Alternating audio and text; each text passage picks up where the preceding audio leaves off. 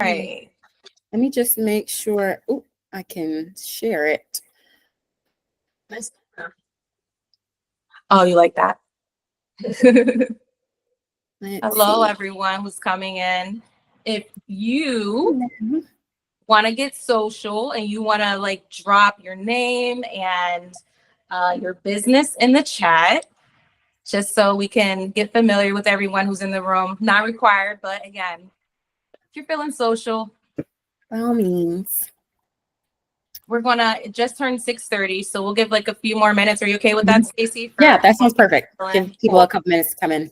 I'm sure someone's having technical issues because I have technical issues like 50% of the time I'm on a Zoom call. Exactly. I'm like, how do I find the link? Where's the button? I don't know, but yeah. All right. Let me be a woman of my word. I'm gonna drop my business information in chat. Let's go. All right.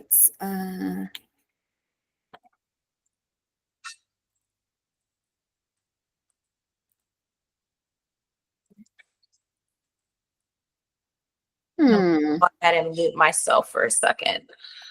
How do I get this? Oh, I have to do it in the same thing, don't I? You good? I think so. Okay. I believe so. Yeah, you should be able to send a screen share request. I would just have this up while people came in the room, but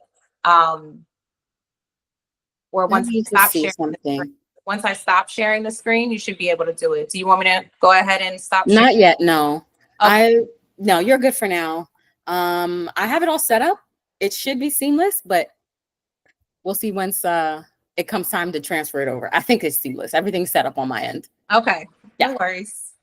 We have patience, so perfect. It'll be all right. Excited. I see I recognize Llewellyn from Papa Duke's event at Trends. So excited. I meant to reach out to you. I did see your message. It's just been a million and one things because I'm also still working on the advisor sessions with the businesses that will be pitching at next week event. And that's kind of like every single day. So it's been a lot. So I apologize, but I'm really glad you came today because I actually wanted to reach out to let you know to come to this because I did see the videos and everything you've been presenting. And I feel like it would be great to have it in like a pitch deck version where you could easily share it with people so that they can see it. So I'm glad you're here today. Oop, you're on mute.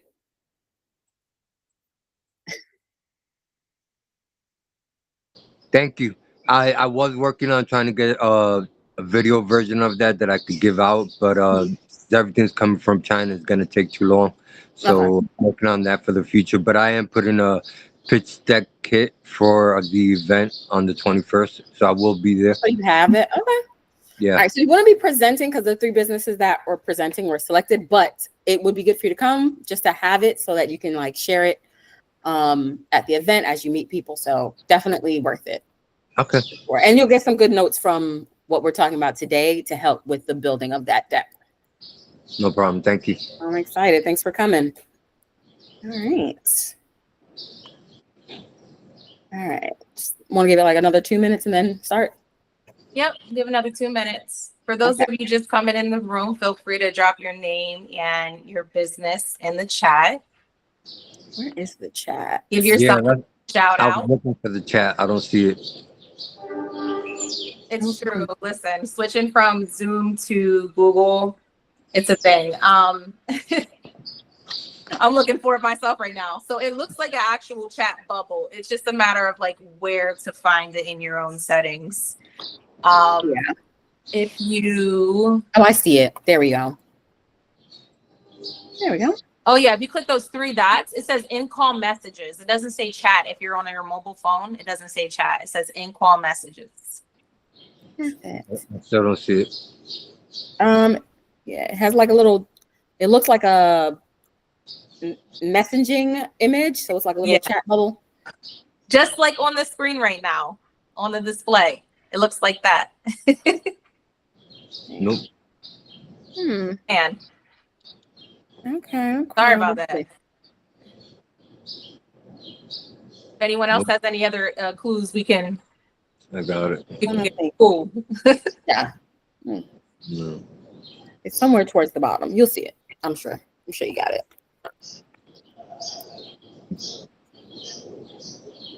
Someone is Right. out in the garden. I was just about to say birds. that. It Oh, sounds that's me. tropical up there. That's Are me. you in New York? I'm in Brooklyn. I'm in my backyard. Oh, it sounds like you on vacation somewhere. Beautiful, I beautiful. will. This is what I come out to every day. This is my tranquility space. The birds are out there. Nice. Right. It is 6:35. Perfect. All right. All right. So we're gonna go ahead and get started. All right. And I'll Perfect. continue to let people in. So yeah. At this moment, if everyone could just mute themselves, just so we don't get any interference. And then of course, whenever we open the floor up to conversation and questions and things like that, we're gonna ask you to unmute yourself. So just really quick with introductions. My name is Fame Neal. I'm the co-founder of EXHALE NYC as well as EXHALE Social Pro. We've recently partnered with CannaPitch NYC and Stacy St. Louis to bring you this, I guess, combination version and mini version of CannaPitch NYC at our actual event that's happening on June 28th. We are very much so into helping provide resources to the community, especially marginalized businesses. So we thought this was the perfect opportunity to be able to bring some investors to the businesses and partners that we work with for our events, which we're going to tell you a little bit more about later. But today is all about your pitch. No matter what it is that we do, whether we sell a product, a service, we produce events, we have to, in a sense, sell ourselves, right? And a lot of us are passionate about our businesses. We're confident about our businesses, but then when it comes to actually pitching it to level up, sometimes we find ourselves in a position where we have a lot of self-doubt that comes into play. We start stuttering. We don't know what exactly it is that needs to be said, even though we know what needs to be said. And I think having conversations like this, having examples of how to do this the right way in order to level up is so important.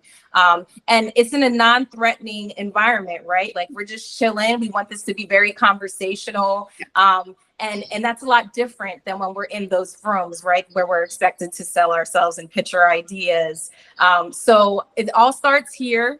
It all starts with, again, just taking a moment to recognize that this is a skill that we can build within ourselves that can help us grow our companies and wherever our business ventures take us. So thank you again, Stacy, for, again, this opportunity to be able to and engage with your audience and have you, come over to our side and be able to show our partners and the vendors and the exhibitors that we work with, how it's done, because this is all about growth, personal growth, economic growth, not only for ourselves and our businesses, but for our community. So this is an awesome opportunity for you all to be able to put yourselves in front of a room of people who are looking to invest in new and exciting businesses, such as what you guys have going on. So with no further ado, I'm going to pass this over to Stacy, and we're going to go ahead and get set up for you as well. And I want you to introduce yourself and tell us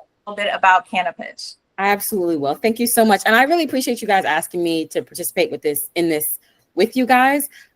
It's something that I think is needed, but I wouldn't have thought to do it myself. So the idea that I was able to give me the opportunity to partner with you guys on this was like a really big deal, because I'm not 100% sure that I would have been able to set this up, even though it seems simple, but it's like doing a lot of other things. It's hard to find that time, but I do feel like this is important. I really appreciate you guys sharing your platform with me to be able to present this webinar. So I thank you so much to you both, Fame and Rochelle. Absolutely. Right. You already know what's mine is yours. Mi casa es su casa. That goes for all of you. So let's share these resources. Okay, so let me share that. I think that's working. Beautiful. Let's see if I can do one quick thing and hide. And then, didn't I say it was all set up and I was just ready to go, right? I figured out how to do this. Bear with me. I also often have technical issues, so I think I'm halfway there. Screen and screen, picture in picture. You're good. Take That's your it? time. Tech gives me anxiety on another level. So 'Cause I'm always like, am I doing this right? I'm like, yeah, I am. yeah, you're good. Showing up. Did it. Yay, I was so excited. I managed it. Didn't have to ask for help one time. All right. As Fame slightly introduced me in CannaPitch, my name is Stacey St. Louis. I'm founder behind CannaPitch NYC. If you haven't heard of us, we are an events series where we have a bi-monthly pitch event. At each of these events, we have 2 to 3 minority or women-owned entrepreneurs within the cannabis space. So that could include anyone that's either from plant touching to ancillary, just anything within cannabis that supports the cannabis space, particularly in New York State, and giving them the opportunity to highlight their business at each of these events, give them the chance to pitch to a room of, the goal is primarily investors, but also strategic partners. And prior to those events, we also give them about a couple of weeks of calls with advisors within the space. So we have a few cannabis accountants and a couple of cannabis attorneys that will meet with them for about an hour once each week.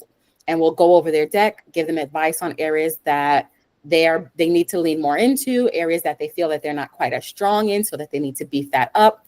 And then just kind of give them that experience of pitching to people who will ask them investor-like questions, because a lot of the advisors are already in the space and working with people that do invest in the space. They have a lot of knowledge as to what people are looking for when they're looking at these different businesses. So that's the background of CannaPitch.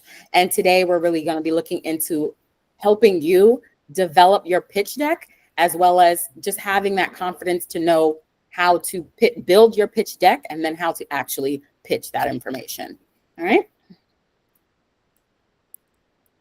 There we go. All right. So as discussed, what we'll be talking about today.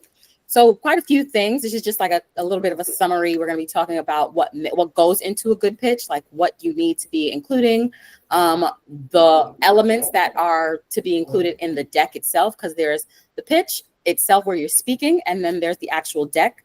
So for a lot of people, having multiple decks is a good idea, because you're going to be sending out decks after you're doing the actual presentation. So sometimes you'll be in the room where you're doing a pitch with the person that is your audience, and sometimes they'll ask you to just send it via email. You want to have both versions that are strong, that can fit with whichever scenario you're currently in. We're also going to be talking about the ideal structure, like the outline of what you want to put in the deck, but also the order you may want to put it in. Of course, all of these are, up to you, because it is your business. So you kind of want to tell the story the way that makes the most sense for you. So it's not like you don't have to play hard and fast with it. You can play a little hard and fast with the rules. Just do what makes sense for your business. But there's a couple of ideal tips on how to organize that so that it gets you from a good starting point, and then you can kind of grow into what works for your business from there.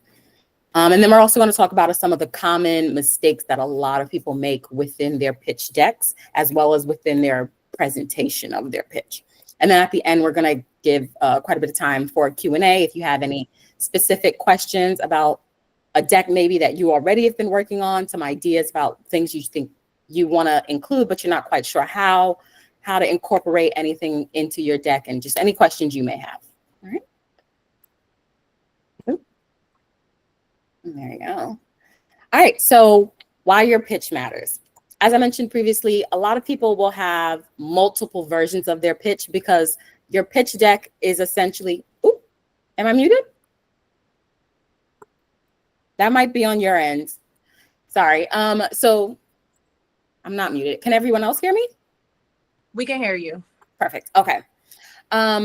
So you can always have multiple versions of your deck, because your deck is essentially the story of your entire business. So it's like your business's bio. It tells the story of where you've come from, what you're doing, but where your business is coming from, like the origin story, essentially, as well as the traction and the things that they've done, benchmarks that they've hit along the way. And then you're also going to have the vision of where you think your business is going to go. So there's a lot that goes into a deck, but not every audience warrants getting every aspect of that business. So you may have a deck that is specific to investors. And for that, you're probably going to load it with a lot of your numbers, your revenue, what your costs are, your expenses, all those things. You may lean more heavily into that for the investors because they want to know your numbers. But you may also have a deck, if like you're a brand with a product that is to be sold in dispensaries, you may have a deck that's specific to dispensaries that you will send to them that will showcase consumer intrigue behind your business. So like if you have a strong marketing strategy that draws consumers into dispensaries, you might want to lean into telling them about that in a separate deck that's specifically for retailers. So you want to kind of go at this with a different lens where it's like, who's your audience for this specific deck? What's the most important information you want to get across to that particular audience? And then tailoring that deck for that particular audience. Mm-hmm. Now, before we get into the deck itself, let's just talk about the pitch. So a lot of times we'll hear people ask either investors or just people at networking events, which is another great place to practice this. Tell me about your business. A lot of times people can, I don't want to say screw it up, but they don't hit it as hard as they can. So for questions like that, you want to have a strong, concise, and solid elevator pitch. If you are being asked to tell someone about your business and you go on for about 10 minutes and that person can't clearly explain what that business is to another person who doesn't know your business, you haven't achieved that well. So you want to get a tight 30 to 60 second summary that kind of talks about where your business is, what problem are they solving for, how they do it, who's their consumer. You don't want to give too much data in this particular elevator pitch because you don't want to kind of like drone on, because for an elevator pitch, you're not going to have a deck. So as the name suggests, the elevator pitch gets its name from the idea that you need to be able to explain your business to someone that you run into in an elevator on the ground floor. And by the time you reach your floor, 26th floor, the executive suites on the 29th floor, whatever it is, you need to be able to explain your business in a way that that person can walk off the elevator and understand what you do, what the purpose of your business is, who you serve, how you achieve that, how you're going to essentially bring in revenue, what your strategy is. It doesn't have to be super in depth, but it does need to be well defined. A big mistake we've seen a lot of times is when we get to this point and we ask, what does your business do? Or how does your business make money? But even before you get to that part, what does it actually do is probably the first question you hear. And a lot of times people will talk about all the different areas they want to go into without actually talking about the areas that they're currently in, and what they've been doing. And it kind of, you get the audience member kind of lost in that idea of the vision without actually giving them a good standing within where you're currently at. So practicing that 2 minutes maximum. So usually an elevator is from 30 to 60 seconds, but I've also heard suggestions that 2 minutes is a good elevator pitch timing. Just practicing how to describe your business in that amount of time alone is a good place to start. And from there, translate that into the actual deck for when you're doing longer form presentations. All right. Now, what makes a good pitch work? There are quite a few more granular things that we're going to talk about further, but in general, these are good 4 pillars that you need to be leaning towards. First is clarity. Now, a lot of times people are so entrenched in their own business that they think the listener understands what they're talking about when they might not. So a lot of times people will talk about things in a specific jargon that is customary to a specific industry. But if your audience member doesn't really understand what that means, so for example, in cannabis here in New York, a lot of people will often talk in like acronyms. So we'll refer to things as OCM and the CCB and the CAB meetings and things like that. But if the person doesn't know what the CCB is, you've lost them at that point, because now they're thinking, what does that mean? And they're trying to figure out through context clues, where you don't want to lose your listener prior to you being able to get your point across. So always make sure that you are using language that the person you're speaking with is understanding. Understanding where your audience member is in the industry is very important, and that will help with making sure that you're speaking to them in a way that hits with where they're at. Next, you have credibility. So the team's portion of your deck is very important, because especially if you have a lot of years experience within an aspect of the field that you currently work in, that's really going to be a strong asset to selling the credibility of your business. So one of the businesses that will be pitching at my next CannaPitch event next week, they're a fintech business that they're starting now. But a lot of the co-founders have spent multiple years. So combined, I believe they have about 45 years. There's 3 co-founders. They have about 45 years work experience within the financial space. All of that leads to giving their business, even though their business is fairly new, credibility, because they know that the people behind that business have that work experience and have that knowledge in areas that will only strengthen the business. So you want to be able to show that work experience within your team, but also showing the traction that has gone into what you've already done with the business. So if you've operated within the legacy space, so essentially legacy space being within cannabis, anything having to do with like the plant touching side of cannabis, but prior to legalization. So a lot of times newly starting legal cannabis businesses have work experience, but that work experience took place prior to that work experience being legal. Within cannabis, a lot of people kind of understand that that's just par for the course. So it's fine to kind of reference that legal experience, because it does lend itself to the credibility of this new legal business. All right. You also want to demonstrate relevance. So if your business is solving a specific problem within the space, you want to make sure that the problem is thoroughly understood by the person you're speaking with. So if they don't really find the need for your business because they don't really understand whether or not the problem is a big enough problem for people to want to spend time or put money into, or the effort that will go into them having to interact with your business, then your business isn't relevant and there's no real need for it. You have to demonstrate that your business actually does have a need within the space and that it's timely. It's something that needs to be done now, or something that will be well received at this point in time within the industry. And lastly is vision. So you definitely want to, after you follow with that traction, you want to show your vision of where you see yourself growing the business into.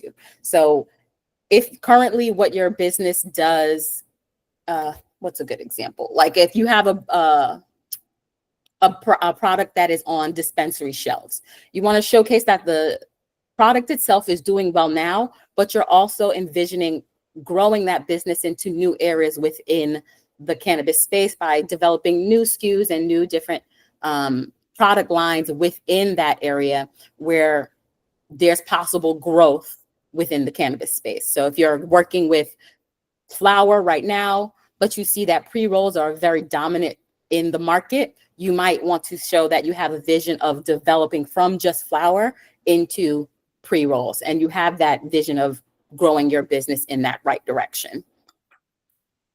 All right.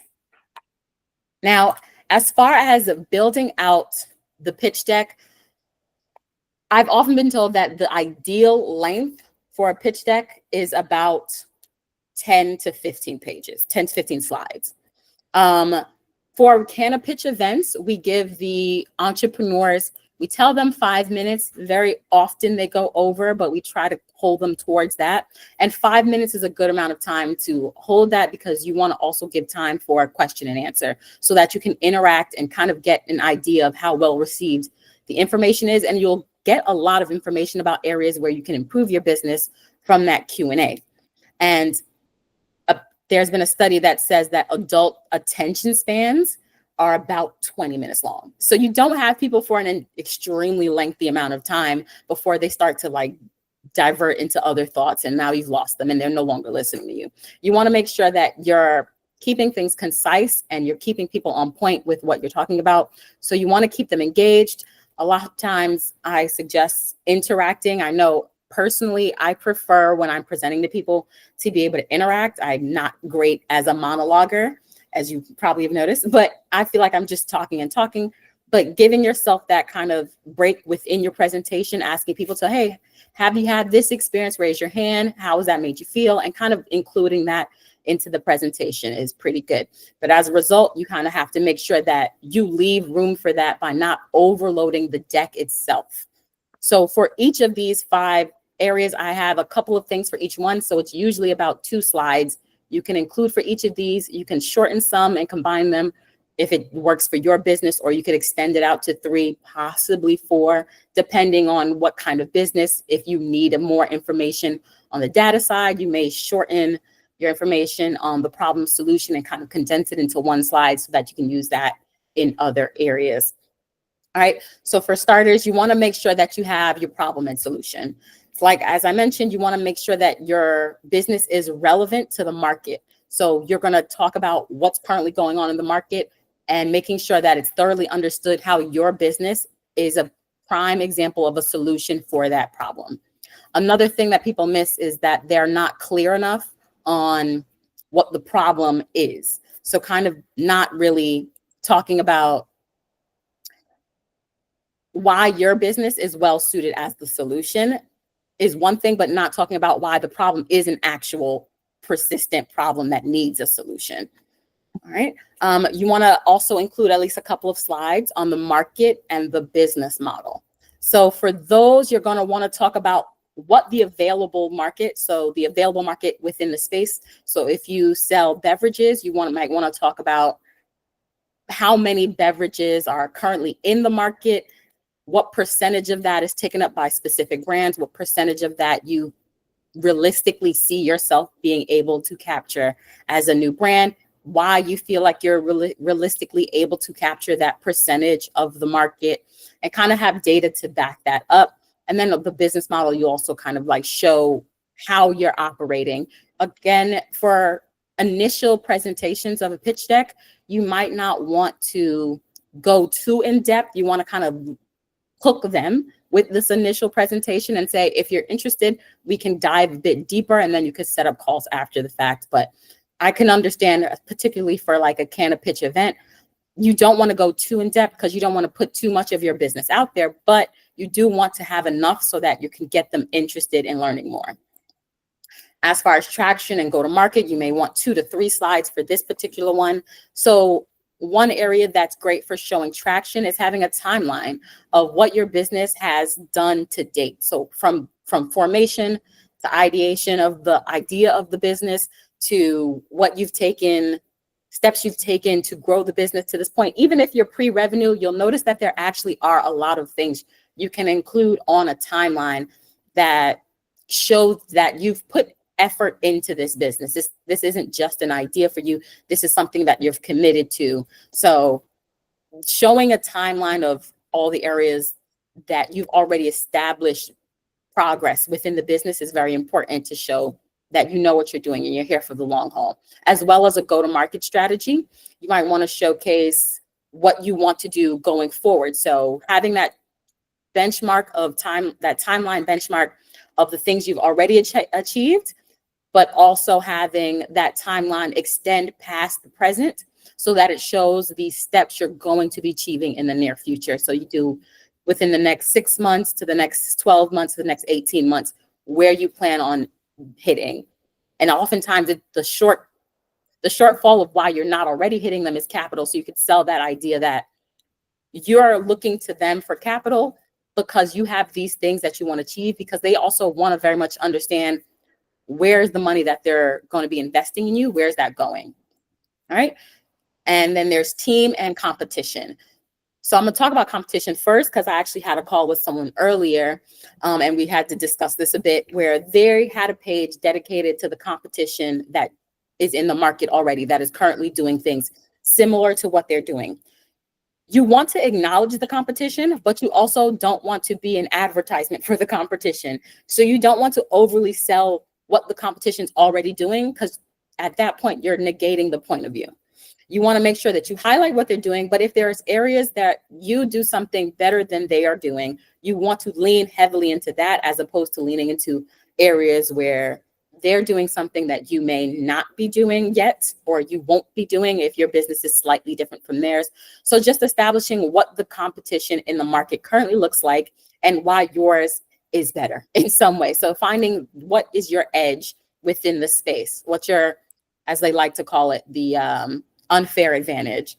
So what is it about your business that puts you above those other competitors?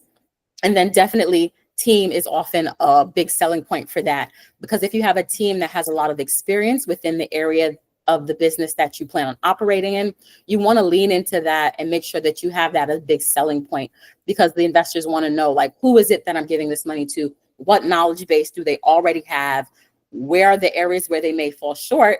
And sometimes the investor may have that knowledge base where you fall short, and that can complement that. So selling to that is also important. Right. And then lastly, you want to make sure you have your financials and the ask. So if you're a business that isn't pre-revenue, because I know for a pre-revenue business, financials is a bit tricky, because all of that is basically just projections. And a lot of times I hate to say it, but it's really just made up. You can use a lot of data to kind of give yourself a more realistic projection. Of course, you want to lean towards that. But a lot of times people will have financials, and I've heard this at other advisor calls, where they'll have profitability in year one. Chances of that happening are extremely slim, especially within the cannabis market, especially within New York. So a lot of times, realistic financials are going to do a lot better than overly rosy financials, because at least that way the investors are going to know that you're honest with yourself about what the risks are, and you're preparing yourself for those risks. And the ask, that's another area that I feel like sometimes people tend to forget to be a lot clear on. So they'll put that there's an ask because they know that they're raising capital, but they don't fully understand how they want to ask for that. So a lot of times there's a lot of different ways you can get invested in. So it can be via debt, where they're basically loaning you the money and they have a deadline of when they expect to have a return on that, and they have interest, and then interest that is added to the debt. But there's also equity. So you want to sell a portion of the ownership of the business, and that would be an equity ask. But there's a lot of different combinations of the two. There's a lot of gray area between the two. So having a general idea of what you want the ask to be is definitely a good place to start, even if you're looking at this as, I'm negotiable, I'm open to what's out there. But you should definitely still have some sort of idea of where you want to start from, or at the very least, how much you're looking to raise. Even if you're not sure if you want to lean towards debt or equity, you should still have an ask that you expect, and possibly both options of debt and equity, and what that kind of exchange would look like for you. All right. Now, as far as the delivery of your pitch deck, there are a lot of do's and don'ts, but a lot of it is really just coming from a place of confidence. So I'll just go through a bit of the do's, and then we'll go over the don'ts, and then we'll dive a bit further in at the next slide on some of the most common don'ts that people tend to do. All right, so for starters, you want to make sure that you keep your slide pretty evenly clean. You don't want to clutter the slides with too much dense text. I feel like one thing that I've noticed when I'm making a deck that is, receptive, that people are receptive to, there we go. You don't want like a big chunks of paragraphs, because at that point, the audience is essentially reading the screen as opposed to listening to you. It's very hard to get someone to read and listen at the same time. So if you put a lot of text in front of them and they start reading, they're no longer listening to you. So you want to kind of hit bullet points and then talk about that, and then have them see the visual of what you're talking about, but then listen to you as soon as they finish that one or two sentences. You also want to include visual and icons to illustrate your point, because a lot of that kind of also pulls their attention back to you. You don't want them distracted, and having kind of visuals to break up just text, because a lot of times when people see text, their eyes just kind of gloss over, even if they're not reading it. It's just like, oh, that's too much. So you want to make sure that you're breaking it up with some sort of visuals. I know when I was making this deck and I got to this slide, I realized I haven't really actually been using a lot of visuals, but this one's not quite the same as a pitch deck, so bear with me on it. So for this, you want to make sure that you're having a lot of breaking up of the information so that there's a lot of visuals to support it. An area where you can do this is within the financials, having your financials broken down onto a graph, or you can have like a pie chart that kind of showcases how you're going to be spending the capital that you're going to be getting investment from. So explaining the data visually is a lot better than just actually writing the text to explain it. So definitely find areas where you can have visuals that will support what you're saying and then actually speak that information out. Sticking to one key idea per slide is a big one, because you don't want to have two things that you're talking about separately on one slide, because then you're going to be on that slide forever and people will start to tune you out. You want to make sure that your pitch is continuously moving so that you're constantly getting their attention. If you leave it on one slide for too long, they might start to drift because they're like, all right, I read what's on the screen. Now she's just talking on and on. You want to make sure that your deck moves and flows easily. All right. Definitely make sure that you practice your pitch out loud. And even if you're not able to do it in front of another person, practicing it in front of a camera and then watching it back is always helpful. You might notice that you use a lot of filler words, which is something I've gotten better with. But one of the key things that have helped me with that is pausing. A lot of times people will use things like, and I know it's on the don'ts list, so I'll just talk about this quickly, using ums, ahs, and like, you knows. Those are like filler words that you kind of want to try and avoid because it also pulls focus a bit. So you want to avoid them. And a lot of times I am good at avoiding them by giving myself a second to think. Because when you use those filler words, it's usually a result of you trying to think and catch your thoughts up to what you're saying. So if you just take a second, not too long, just like a little beat, get your thoughts together and then continue. Instead of using an or ah, it makes it sound as, when you use an and ah, it makes it sound as though you're not sure what you're talking about. As opposed to giving it a second, it just means it gives the feeling that you're being intentional with your words. All right. And definitely make eye contact and speak with confidence. So a lot of times people really get nervous and they just lean away from the eye contact. But you have to remember that if you're pitching your business, it's your baby. Like, your business is yours. You know it through and through. At least you should. No one should know it more than you, at the very least. So you're speaking from a place of knowledge. So you know what your business is doing. You have an idea. Don't let it scare you out of, they know more. They're going to ask me questions I don't know. It's perfectly fine for you to answer to the best of your ability and then say, I'll get back to you on that. That's a really good question.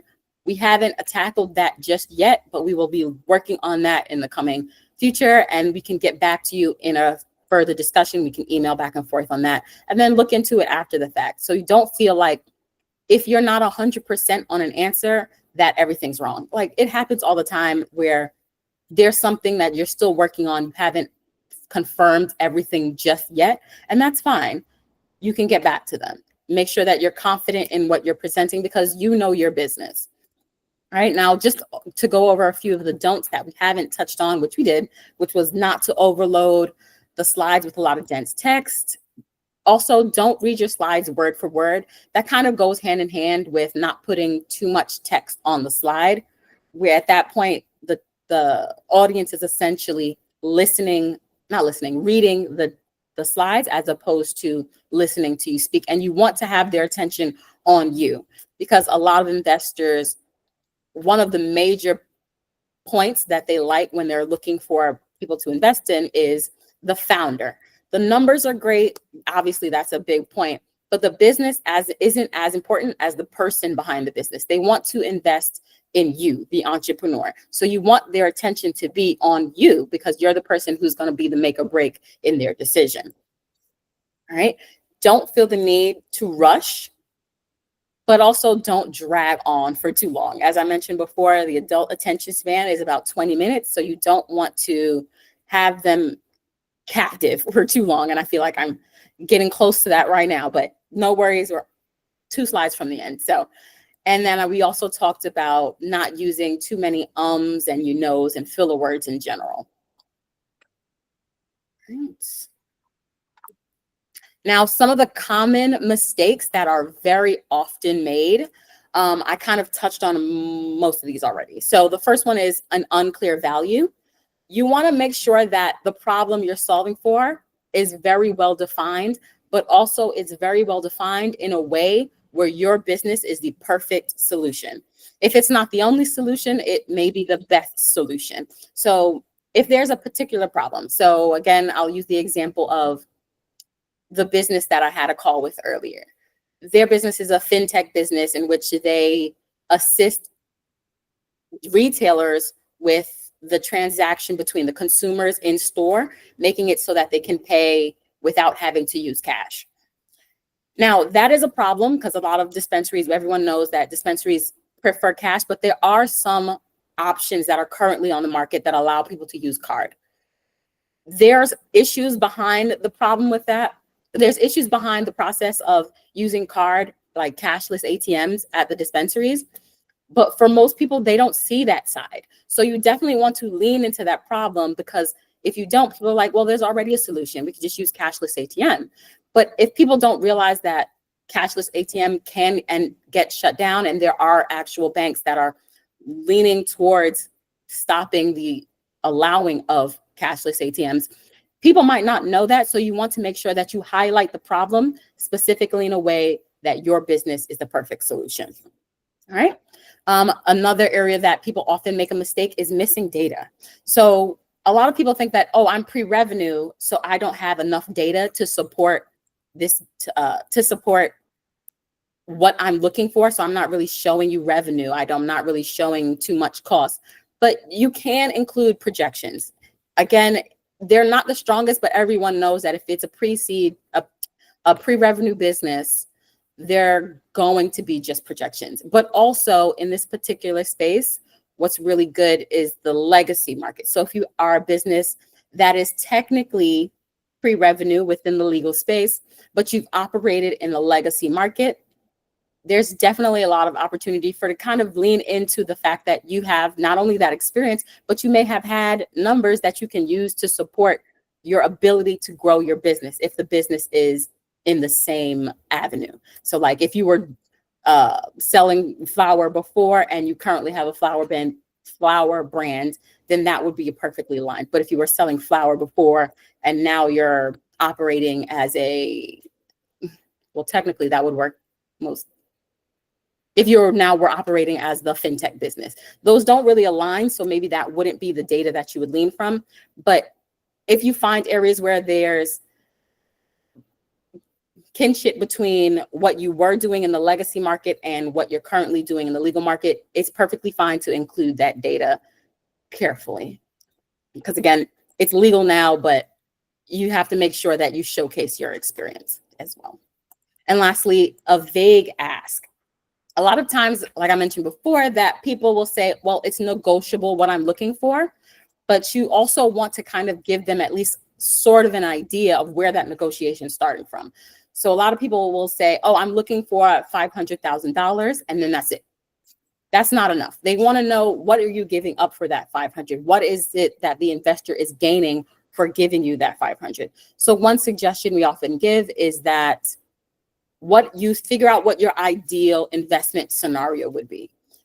Realistically, obviously, they're not going to give you $500,000 for nothing, but you want to kind of get the idea that, all right, if I were to get an investor that was willing to give me exactly what I wanted, that $500,000, what would the ideal scenario be? Would I be willing to give up 20% of the business in exchange for that? Or would I be willing to sign a loan agreement at 10% interest or 20%? Like, start there as to whatever your ideal investment scenario would be, and then still say that, hey, I'm still open to negotiating and other things, and finding areas where what I'm looking for and what you're looking for can finally meet in the middle. So that's perfectly fine to say that that it's negotiable, but at least give them somewhere to start from. All right. Now, I also wanted to make sure I left you guys with some resources. So I will say that there are some resources that I've used myself, as well as one I know of other people using. When it comes to the data, I will talk about Headset and BDSA. They provide a lot of like cannabis industry specific data, but they do charge for like the full scale of their information. I know Headset does offer some free information on the website, but it's very like surface level. Aside from those two, the absolute best resource for data that I've found, and I say this all the time, OCM meetings.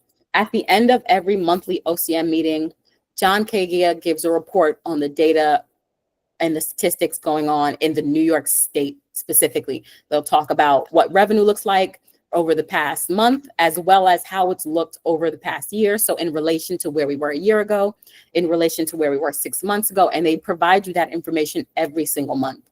So they actually have in the meetings, if you're not able to watch it live, you can always stream it through YouTube. I believe they post it within like a couple days of the meeting on YouTube, where you can watch it back at your own time.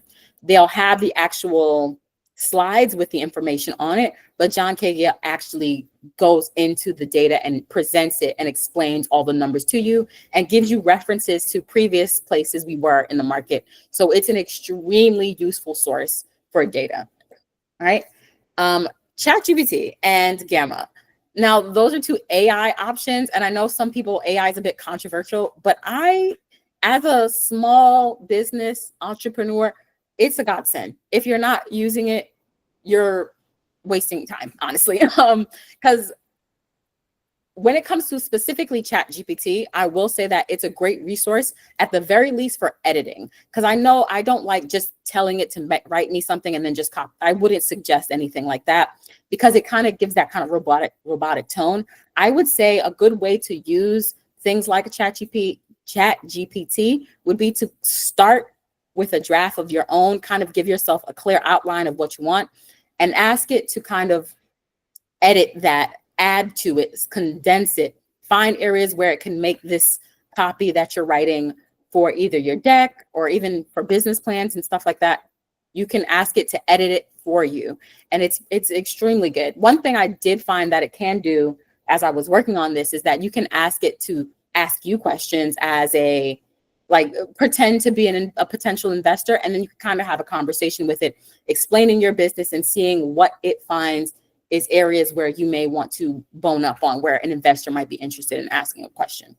And Gamma, I haven't used, but I have been told that it's actually really good, a good AI tool for creating decks. Now, as far as places where you can find templates, because starting a deck from scratch is extremely difficult, in my opinion.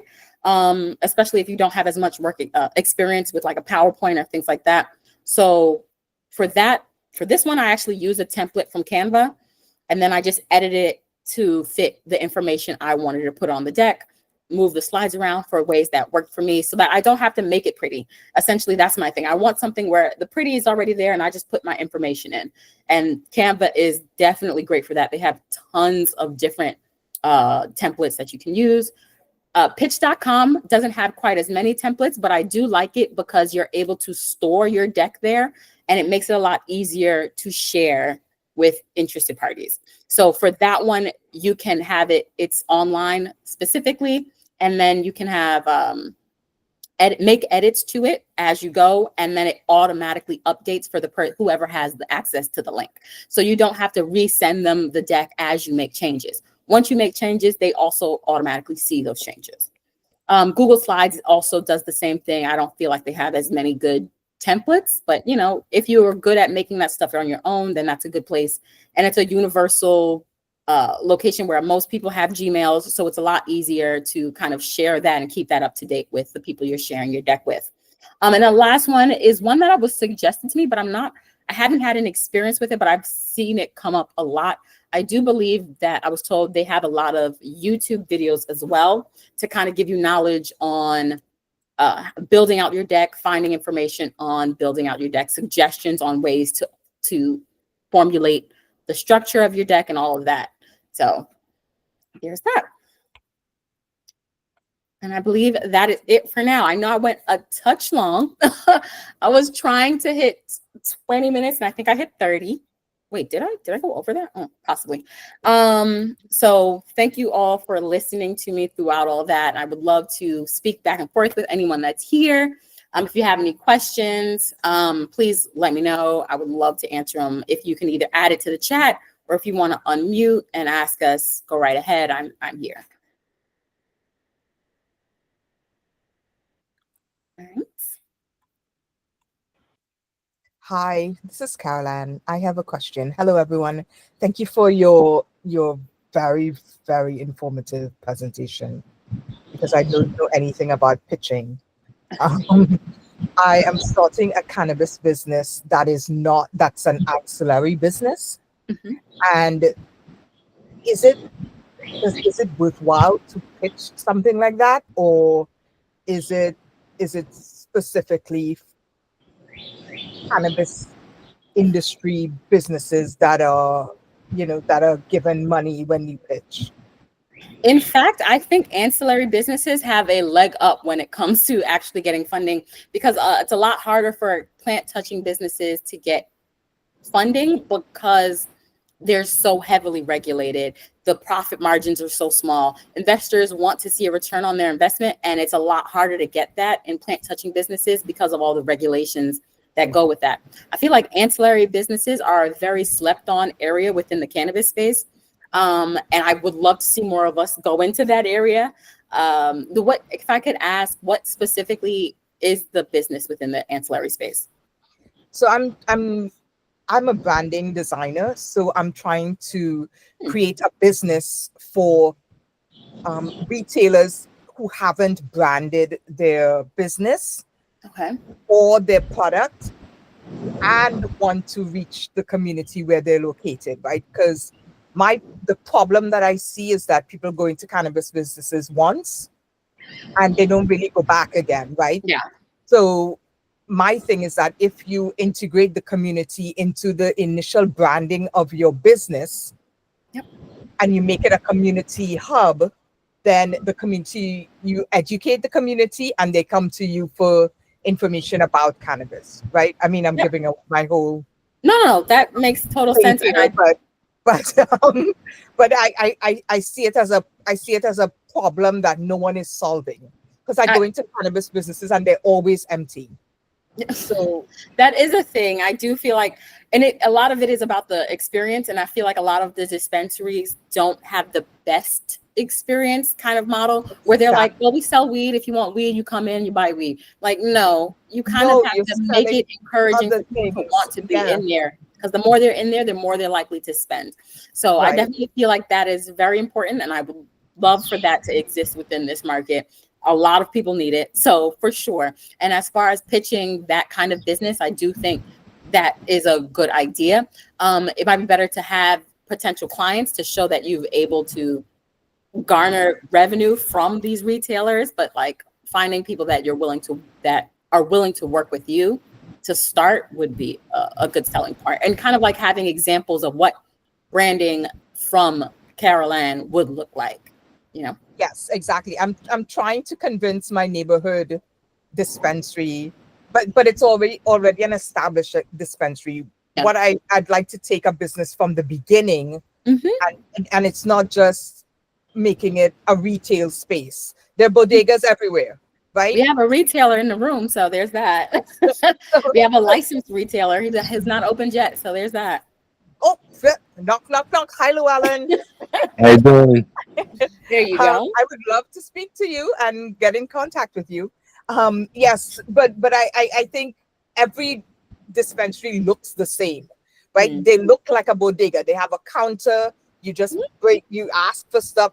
No, I mean, this is New York City, right? People go to Times Square just to hang out on the steps, right? So we need to bring more of that into the cannabis industry. It's it's an experience. It's a place where people will want to go and hang out and learn something or do something. Mm-hmm. So yeah, anyway, that's I don't want to get on my high horse. I need to develop my pitch so that I can do this properly. Definitely, But hopefully. And I do want to share the deck. I did want to add a couple things because right before I went on the call, I was like, I feel like I needed to add one more slide, but it was too late. So I'll definitely add that in and then share it with Fame so that it can be shared with all the registrants for the event. So if people weren't able to make it, and then we're also going to try and post the recording online so that we can watch it back, which is always cringy for me. I hate seeing myself recorded, but that's fine. It's useful information. So we're going to put it out there anyway. But yeah, I want to definitely make sure I share that deck. And then from there, you can kind of get started on making your deck. Because it's really not that hard. I promise you, you kind of already have the idea of what you want to do. It's a matter of organizing it into slides and presenting it in a concise, flowing manner. thank you. No problem. We appreciate you. And Carol Ann, I would love to connect with you also. So however we need to do that, we can drop each other's emails in there, however we need to connect. I would love to talk to you more. I'm doing this right now. I just put my email. I just put my email in the chat. Both of them, Leaves of Faith NYC and Hand to Hand. Okay. Also, I wanted to ask a question. Sorry to interrupt, but I wanted to ask how many investors will be at the event, just to know. So we're still selling tickets. So what I do for these particular events, I have tried to target. So investors are trickier. I will mention that investors are tricky. So what I lean into is the attorneys, because the attorneys are the gatekeepers to the investors, and getting them in on side is a lot easier. So I do have quite a few attorneys that are going to be showing up that have connections to the investors. I think I had a couple of investors at the last one, but I had a lot more attorneys. Yeah, I have more attorneys at it than investors, and they were the ones that were able to connect the businesses to the potential investors. I like that strategy. Yeah. So yeah, I also I wanted to talk a little bit more, if you had time, Stacey, about the eligibility or the criteria to be able to pitch, because I know that's a big question that a lot of people have. Who, you know, let's say I have my brand kit done, my media kit done, my pitch deck, and I'm ready to take the next steps, and I want to present my brand or my business at CannaPitch. What are you looking for? What do I have to have prepared for you to say, yes, you would be perfect and you're ready to go? Okay. So I generally look for, if you're a plant touching business that requires a license, I like for them to already have a license, because getting an investor to invest in a business that needs a license and doesn't already have one is pretty much not happening. They're barely investing in plant touching businesses at all. So they're definitely not investing in plant touching businesses that don't have licenses. If you do have a license, there's a lot more wiggle room and more conversation to be had there. There's definitely people to find that want to invest in that. But if you require, whatever you do, whether it's cultivating, processing, distributing, retail, anything that requires a license, already have a license. That's one thing. As for Can I ask real quick, what about businesses that are in the queue? We have had a few of those, and I am in the queue. I wouldn't choose a business that's on the queue. Because, well, I'm trying to think. I had one person. So one area where I would give a bit of an exception to that is when it's a brand license. So if you're going to build a brand, because one, brand licenses are brand companies where you're not actually cultivating, you're not processing, you're not even really distributing, to be honest. Most of that's being done by the other partner that your licensee that you're going to be partnering with.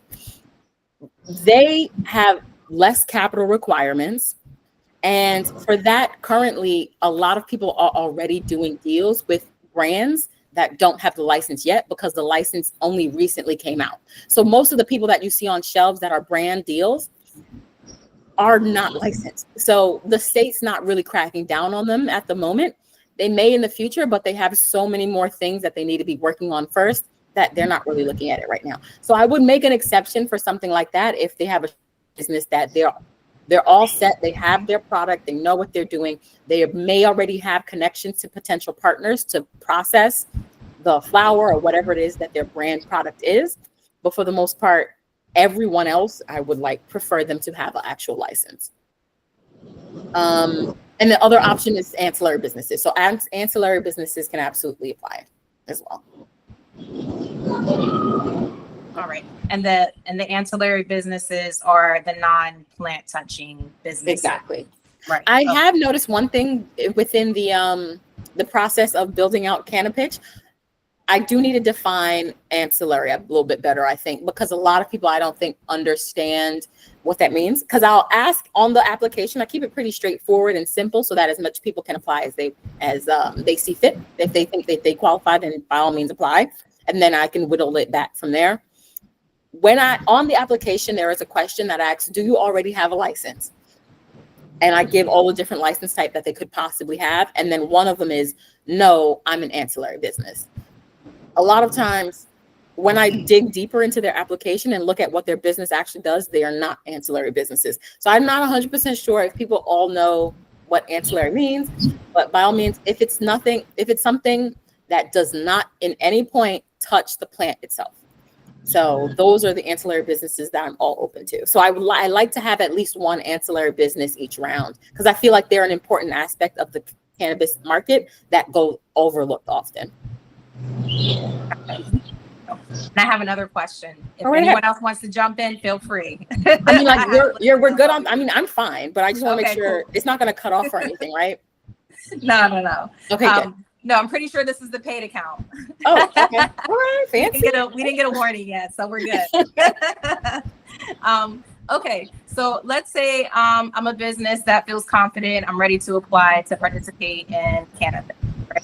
Mm-hmm. For me personally, and this is a journey that I'm going on myself right now because we're actually starting to look at investors for a project that we're working on. I'm finding myself in the position where it's like I feel like I lack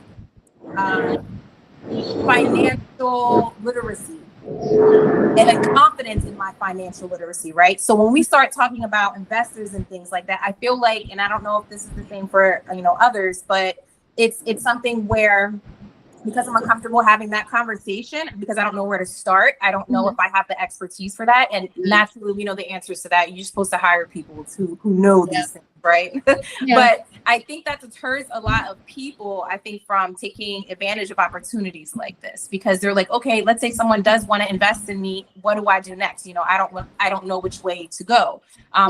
Does CannaPitch NYC offer guidance in that regard, as far as helping build that financial literacy when it comes to investors? And is there ever any level of support or services that are offered? Are you referring to?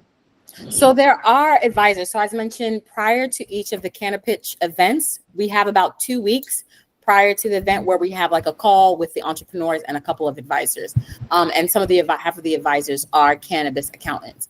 I will say it is better to start from somewhere as opposed to starting from scratch. So having at least some sort of idea of where you're at financially, even if it's just an understanding of what you're bringing in versus what's going out financially. So like if you have a brand where you're selling product direct to customer currently, but you want to scale up and start selling to dispensaries, to have sort of an idea on how much it costs for you to build, to create the actual product that you have, how much you expect to retail that product for on shelves, but also how much you expect to actually sell to the dispensary.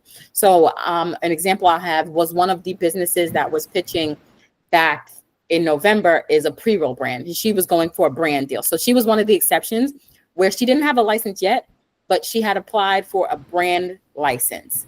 And the brand licenses hadn't been given out, so it was perfectly fine for her to be selected because basically everyone didn't have a license in that particular avenue. So for her, she said that she was not good at numbers, but I feel like her breakdown was actually, she did have a pretty good understanding. She knew how much it cost for packaging. She knew how much she was willing to spend for flour. She knew how much she was willing to spend for distribution. So she knew the cost that was going to go into it. And then from there, she knew how much she was expecting to sell that package to the retailers, and then what cost she expected the retailers to sell it to the consumers. So she had a pretty good idea, and she painted a solid picture of what her profit margin is. So now, if all of that went over your head, there's definitely some more work still to be done, kind of understanding the economics of your business. Just even how much are you making, how much are you spending? You should be at the bare minimum able to understand that part. And even if it's a pre-revenue kind of business where you're not pulling in funds yet, you should kind of have a realistic estimation in your projections. And a lot of times you have to make assumptions when you're making those projections. You need to, at the very least, have those assumptions based on real data. So like the OCM, and maybe if you have history within the legacy market, understanding realistically, how many of these could I sell and where am I getting that idea from? What am I basing that off of? So there really should be some sort of basis that you're starting from, even if it's not as strong, like understanding the economics of an actual investment deal. That for that, you should be hiring someone. You should have an attorney at that point. When someone's at your door and they're like, I want to give you $100,000, I would not suggest you doing it alone. I would very strongly suggest getting someone that has a law degree, like an actual attorney with experience within cannabis, and then someone that is an actual CPA that can help you with the financials, because small scale things is easier enough for us to handle on our own. But when it gets a lot bigger, you want someone that has a broader knowledge base than you. And I know I'm saying that as a person who's not super strong in the financial areas, but I can keep up in a conversation. I may not be able to run the conversation, but I can keep up. And you should feel like that. You should be able to kind of like understand what's going on, or at least follow along. So don't let the numbers scare you, y'all. No, not too much. Not too much. Definitely start from somewhere, but once you got that, keep going. Absolutely. So does anyone have any additional questions, specific to your business, specific to the upcoming pitch events that are coming up? I'm going to talk a little bit more about those as long as there's no other questions. Okay. All right. So basically, Stacey, the May 21st event, that's already filled, right? You've already selected your businesses for that. Correct? Yes. But you have this on a monthly basis. So I just wanted to bi-monthly, every other month. Every other month. Okay, got it. Every other month. So even though the 3 are selected, you guys can continue to apply if you haven't already to possibly be selected for the upcoming CannaPitches. In addition to that, in addition to the May 21st one, we have our June 28th CannaPitch event that's happening at EXHALE NYC. NYC is a day party and wellness event that centers cannabis and destigmatizing it in communities of color. We have a lot of different vendors, exhibitors, and partners involved. We are very intentional with the brands and businesses that we work with and partner with for this event. Again, just focusing on women-owned, BIPOC, Latina, and LGBTQ businesses, because those are the businesses that we want to, again, help excel in these spaces. So we're all about bringing visibility to those types of brands and businesses. So if you want to get involved, let me know. There are different ways you can do that. But the primary reason I'm bringing that up is because we are going to have a mini version of CannaPitch at EXHALE this year. So you guys have got some stage time. This is perfect for brands that offer some type of physical product that you can actually show. This is going to be the perfect opportunity to be able to get feedback on your products because it's going to be a lot of B2C happening. You're going to be able to get that engagement, immediate feedback from our guests that are at the event.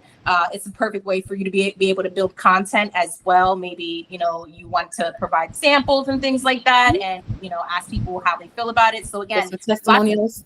Testimonials, boom, that's the word. So there's so many ways you can get involved, and our goal is to make it accessible to small businesses, again, especially marginalized businesses. We're also working with the Minority Cannabis Business Association as well. They're one of our event partners. So lots of ways to, again, engage with our guests, get some product visibility as far as that's concerned. And then also we find a lot of the businesses and exhibitors that we bring in end up working together in many ways as well. So it's very much community based. Caroline, exactly what you were talking about. We like to provide a platform to do exactly what you were saying, allow these businesses to connect with the community. So again, I'd like to talk to you more and anyone else who would love to be involved. But yes, apply through that May application, because we're using those applications to also select businesses for the June 28th event at Exhale. And we're selecting, how many businesses did we say? I think we said five. Five businesses. So, and this would be a good example of, you don't have to make a deck for this one. This was going to be elevator pitches only. Yes. So it's going to be short and sweet.